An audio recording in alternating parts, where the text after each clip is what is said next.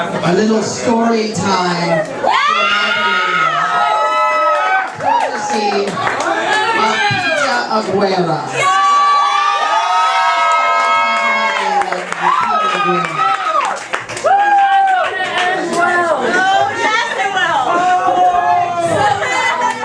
Mags, somebody give Mags a stool, put her right here on the front. I am accompanied by my heterosexual life partner, Rory Scholl.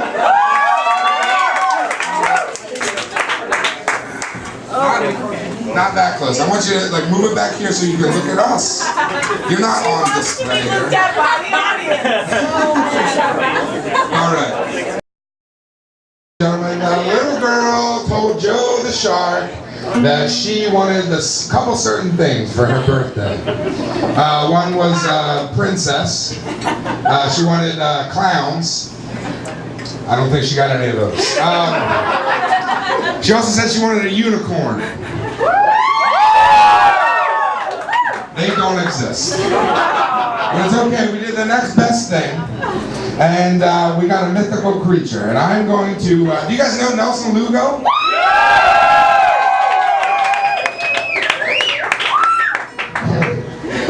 Tonight is the premiere of The Legend of the Nelicorn. Oh my God!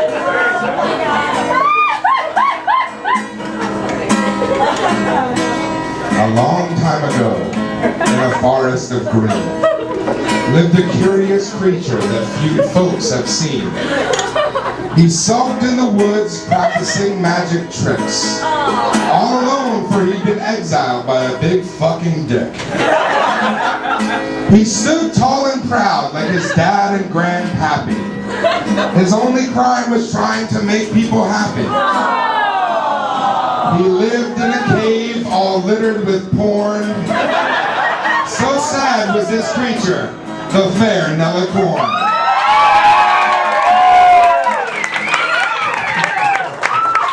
It wasn't always this way. He used to live in the town. His job was to keep the princess from wearing a frown. The princess was tall and had skin like skim milk. She'd laugh when he'd play with his red magic silk.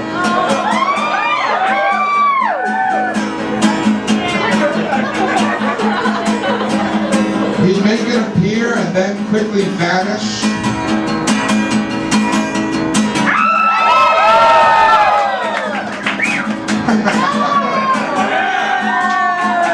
This unusual creature that looked vaguely Spanish.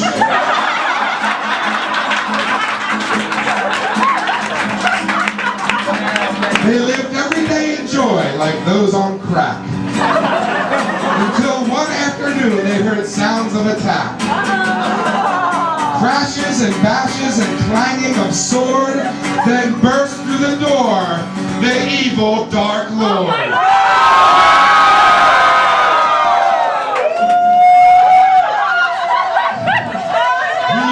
Robes of purple and had a big mouth.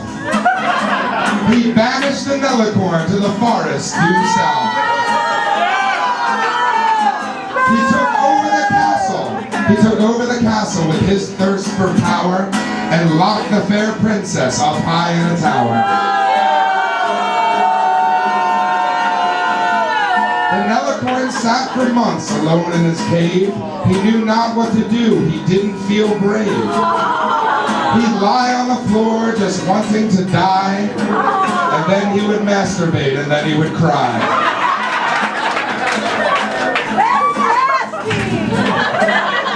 The princess did languish in the Dark Lord's high lair, without her dog Joey, without gummy bears. She had no space in the room to go for a run, though I don't think how anyone would see that was fun. The princess gazed longingly out toward the south wood, hoping the Nelicorn would save her if he could. Then, in that dark cave, what did appear? 3 fairies did whisper in the Nelicorn's ear. Apathy, Victoria, and Miss Mary Cyn.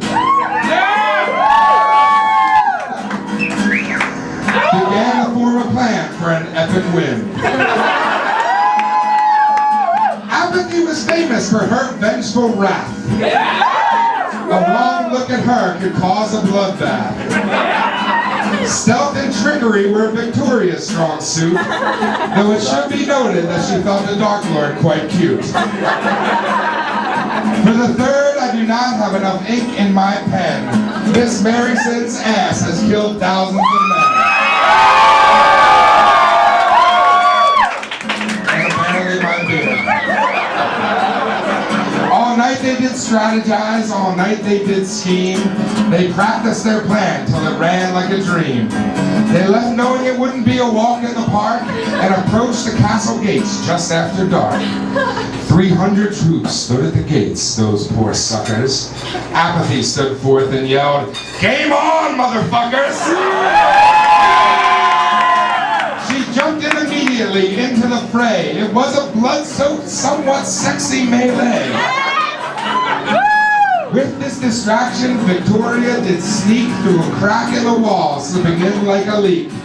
She emerged on the other side through a small grate, and for her compatriots then she opened the gate.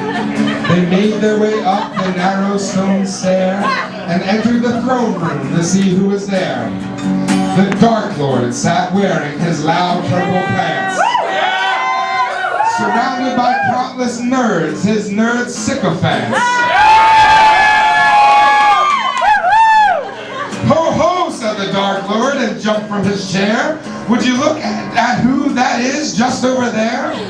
The Nelicorn, the weirdest fucking thing in the world. And all he brought with him was a couple of girls. Attack, he said, nerds, dive into the breach. But leave me the Nelicorn, a lesson I'll teach. They attacked and then saw an all-consuming white light. The nerds were all frozen, transfixed by the sight. For the nerds, life suddenly became like a dream. They were no match for Mary Cyn's ass tractor beam.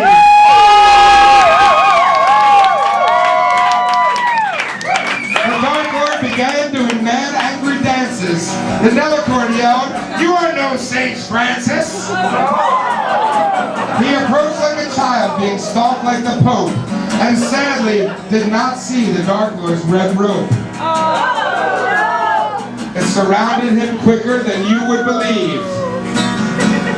No, Nelicorn! But the Nelicorn had yet another trick up his sleeve.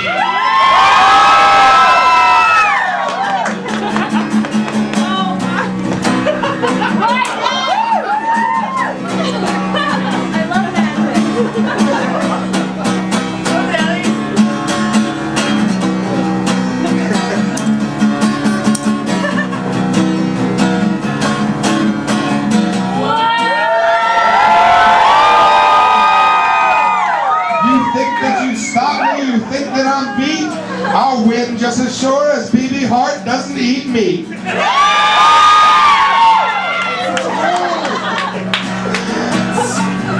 And in a flash, off was the cord. Next thing you know, it's around the Darklord.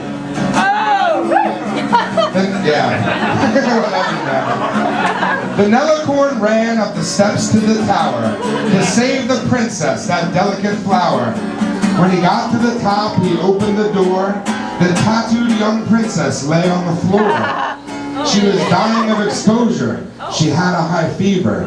Her body was hot. The Nelicorn couldn't leave her.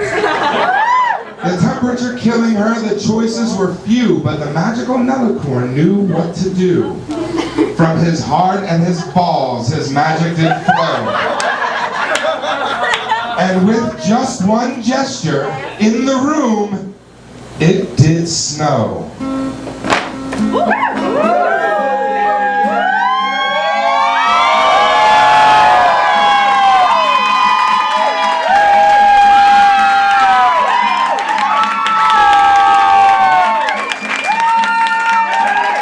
The princess awoke and he brought her downstairs. They fed her donuts, they fed her eclairs. She sat for hours building up strength from the feeding. It was an epic episode of Naked Girl Eating. When strong enough, she knew that she had to decide understand what to do with the Darklord, he could not hide. She thought how to kill him, and then from his knees did the Nelicorn beg her to show mercy, please.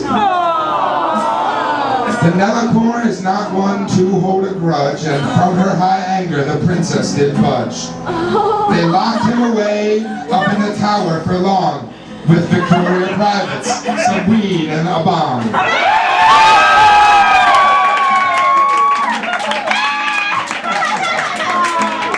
The kingdom restored, things were peaceful once more. The tale entered into the legends of lore.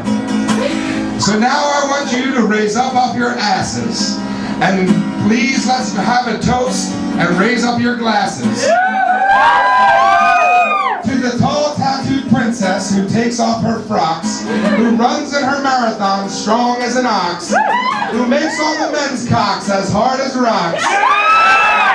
Happy birthday to you, Miss Magdalena Fox.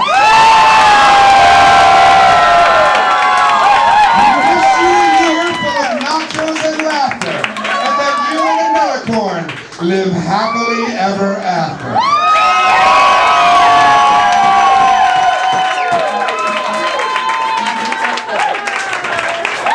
Magdalena Fox, everybody. Nelicorn, Schaffer the Darklord. Apathy Angel, Mary Cyn, and my boyfriend Rory Scholl.